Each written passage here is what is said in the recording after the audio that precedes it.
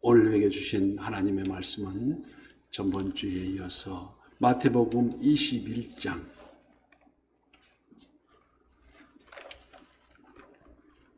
33절에서 46절까지 끝절까지 마태복음 21장 33절에서 마지막 절까지 교독하고 마지막 절을 합독하겠습니다. 다른 한 비유를 들으라. 한 집 주인이 포도원을 만들어 산울타리로 두르고 거기에 즙자는 틀을 만들고 망대를 짓고 농부들에게 새로 주고 타국에 갔더니 열매 걸 때에 그 열매를 받으려고 자기 종들을 농부들에게 보내니 농부들이 종들을 잡아 하나는 심히 때리고 하나는 죽이고 하나는 돌로 쳤건을 다시 저런 종들을 처음보다 많이 보내니 그들에게도 그렇게 하였는지라. 후에 자기 아들을 보내며 이르되 그들이 내 아들은 존대하리라 하였더니 농부들이 그들 아들을 보고 서로 말하되 이는 상속자니 자 죽이고 그의 유산을 차지하자 하고 이에 잡아 포도원 밖에 내쫓아 죽였느니라. 그러면 포도원 주인이 올 때에 그 농부들을 어떻게 하겠느냐. 그들이 말하되 그 악한 자들을 진멸하고 포도원은 제때에 열매를 바칠 만한 다른 농부들에게 새로 줄지니이다. 예수께서 이르시되 너희가 성경에 건축자들이 버린 돌이 모퉁이 머릿돌이 되나니 이것은 주로 말미암아 된 것이요 우리 눈에 기이하도다 함을 읽어본 일이 없느냐. 그러므로 내가 너희에게 이르노니 하나님의 나라를 너희는 빼앗기고 그 나라의 열매 맺는 백성이 받으리라. 이 돌 위에 떨어지는 자는 깨지겠고 이 돌이 사람 위에 떨어지면 그를 가루로 만들어 흩으리라 하시니 대제사장들과 바리새인들이 예수의 비유를 듣고 자기들을 가리켜 말씀하심은 줄 알고 잡고자 하나 무리를 무서워하니 그러니 예수를 선지자로 알미었더라. 아멘. 오늘도 실시간 유튜브를 통해서 기도의 향연 속에 새벽을 깨우는 우리 성도님들 모두에게 여호와 샬롬 하나님의 평강과 피할 바에 되시는 위험에서 모든 것을 보호하시는 하나님 은혜가 풍성하게 임하기를 축복합니다. 도저히 받을 자격이 없는 자에게 베푸시는 하나님의 배려, 하나님의 호의를 은혜라고 우리는 합니다. 앞절에서 말씀 나왔던 포도원 일꾼, 포도원 품꾼에 대해서 하루에 품삯을 벌기 위해서 아침부터 나와서 기다리는 자가 아침부터 일하는 자들과 아니면 점심때 와서 늦게 와서 일하는 자들 또 마지막 때에 그걸 1시간을 남겨놓고 와서 일하는 자들 그들은 자기들의 공로를 의지해서 많은 품삯을 일찍 온 사람은 많은 품삯을 기대했고 중간에 온 사람은 반절의 품삯을 기대했을 것이며 마지막에 온 자는 그저 처분만 바랄 따름이었는데 하나님은 똑같이 한 데나리온씩 베푸시는 그게 은혜, 즉 똑같이 한 데나리온씩 주어지는 그 은혜를 우리는 하나님의 배려, 하나님의 호의로 생각합니다. 그래서 나중된 자가 먼저 되고 먼저 된 자가 나중되리라는 말이 성립할 수가 있습니다. 오늘 본문은 포도원 품삯이 아니라 오늘 포도원 일꾼들에 대해서 하나님의 오묘한 구원 계획을 성취하시는 걸 설명하고 있습니다. 집주인이 포도원을 만들고 산 울타리로 두르고 또 집자는 틀을 또 다 갖추어서 망대도 지은 후에 농부들에게 새를 주고 타국에 갔습니다.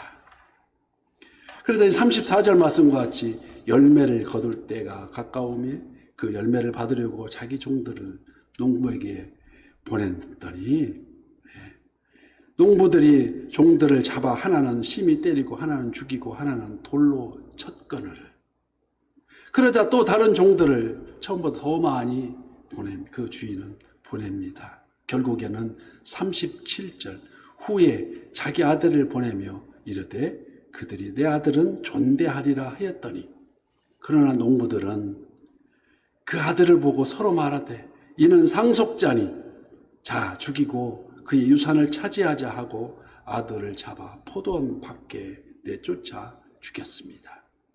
얼마나 배은망덕한 사람입니까?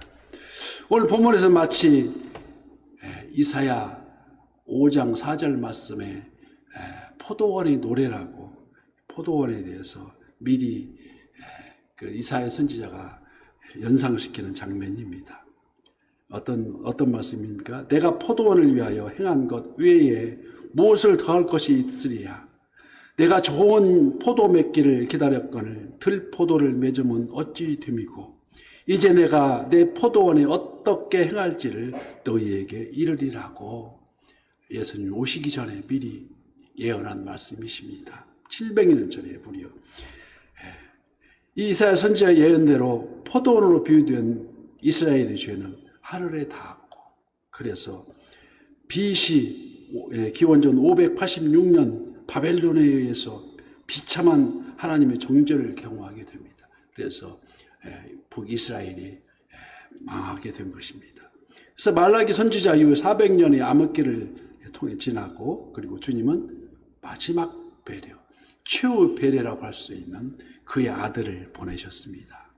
이는 히브리서 1장 1절이 증명한 것 같이 옛적의 선지자들을 통하여 여러 부분과 여러 모양으로 우리 조상들에게 말씀하신 하나님이 이 모든 날 마지막에는 아들을 통하여 우리에게 말씀하셨으니 이 아들은 만유의 상속자로 세우시고 또 그로 말미암아 모든 세계를 지으셨느니라고 증명하고 있습니다. 하나님의 독생성자 예수님은 하나님 나라의 상속자로서 하나님의 기대를 안고 그들이 내 아들을 존대하리라고 우리 하나님은 생각하시고 말라기 선지자 이후에 400년의 암흑기를 지나 조용한 그 마지막의 선처라고도 할 수 있는 이는 더 이상의 계시나 더 이상의 선지자의 외침을 필요 없는 화목의 제수처였고 복음의 원천이었습니다. 그러나 포도원의 농부들로 말미암아 그 비유된 예루살렘의 왕, 대제사장, 장로, 바리새인들과 같은 지도자들은 하나님의 기대와는 전혀 상관하지 않고 정반대로 오히려 아들을 잡아 예루살렘 성문 밖으로 내쫓아 십자가에 매달리게 하시고 죽게 했습니다. 이는 마치 에덴 동산에서 마귀 사단의 유혹으로 아담과 하와가 저지른 반역죄와 똑같은 현상인가 같습니다. 주님은 이 비유의 말씀을 하신 후에 그들에게 묻습니다. 40절 말씀에 그러면 포도원 주인이 올 때에 그 농부들을 어떻게 하겠느냐? 그들이 말하되 그 악한 자들을 진멸하고 포도원은 제때에 열매를 바칠 만한 다른 농부들에게 새로 줄지니이다 하고 답변합니다. 그러자 이번에는 다시 모퉁이 돌의 비유를 말씀하십니다. 이 비유를 통해서 하나님의 구속 사역을 가르치시는데 즉 건축자들이 버린 돌이 모퉁이 돌의 머릿돌이 된 것처럼 악한 농부들이 죽인 포도원 주인의 아들이 구원 역사의 주인공이 되어서 그들을 심판하게 될 것을 말씀하고 계십니다. 그 말씀이 오늘 43절 말씀. 그러므로 내가 너희에게 이르노니 하나님의 나라를 너희는 빼앗기고 그 나라의 열매 맺는 백성이 받으리라고 말씀하십니다.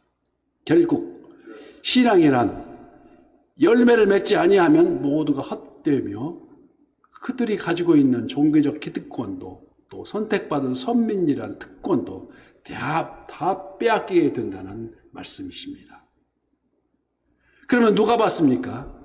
네, 건축자들이 버렸던 그 모퉁이 돌, 우리 매일매일 우리의 믿음을 고백하는 사도신경, 산자와 죽은 자를 심판하러 오시라는 것입니다. 주님의 재림일 때에 그때가 바로 역사의 주인이며 구원과 심판의 주인이심을 선언하고 계십니다. 그래서 44절 말씀에 이 돌 위에 떨어지는 자는 깨지겠고 이 돌이 사람 위에 떨어지면 그를 가루로 만들어 흩트리라고 말씀하십니다. 그래서 그제서야 열매 맺는 자는 다 악에는 그렇지 않다고. 열매 맺는 자는 바로 시냇가에 심은 나무가 같이 시냇가에 심은 나무가 시절을 쫓아 과실을 맺으며 그 잎사귀와 마르지 아니함 같으니 그 행사가 다 형통한데 우리 악인은 그렇지 않으며 오직 바람에 나는 개와같이 가루로 되는 바람에 나는 개와같이. 그래서 악인이 의인의 회중에 들지 못하며 악인이 의인의 회중에 들지 못하는 것 같이 오직 가루로 없어진다는 것입니다.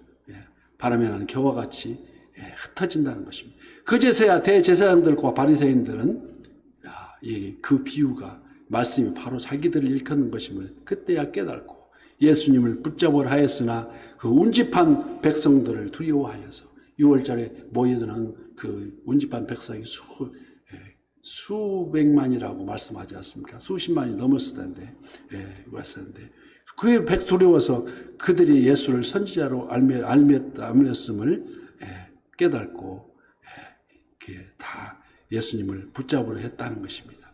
마땅히 맡은 자에 구할 것은 충성이라고 하였으니, 우리는 이 포도원 농부의 모습에서, 농부들은 오직 주인의 포도원을 맡았을 뿐인데, 마치 그 포도원이 자기들 소유인 양 착각하고 있다는 것입니다.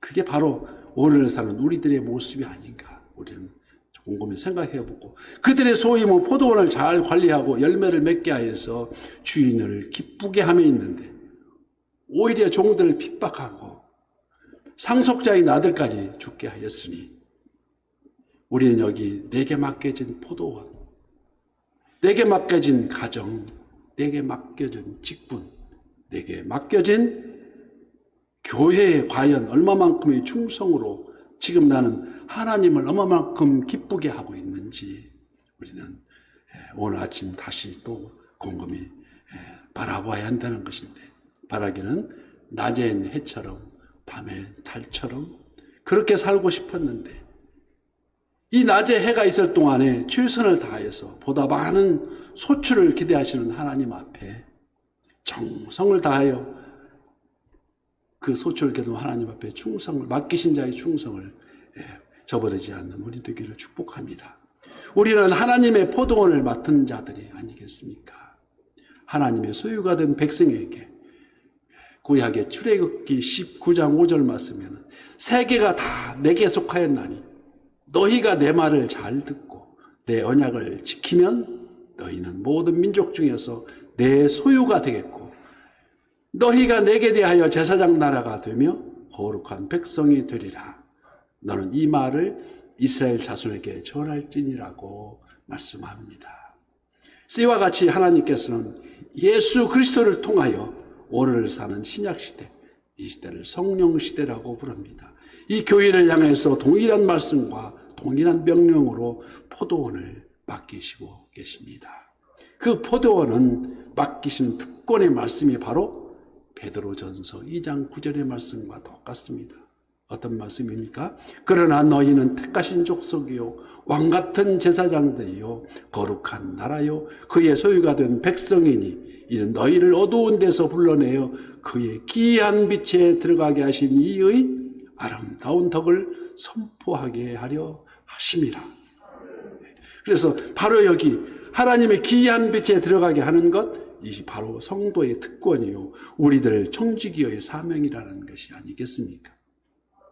이 특권을 가진 저와 여러 성도님께서 하나님이 원하시는 것이 바로 하나님의 아름다운 덕을 선포하는 것, 이는 바로 우리들 삶의 현장에서 맺어야 하는 아름다운 열매라는 것입니다. 이 열매를 위해서 오늘도 우리 새벽을 깨우면서 하루를 새롭게 또 이 말씀을 새롭게 이전 것은 지나갔으나 보라 새 것이 되었도다.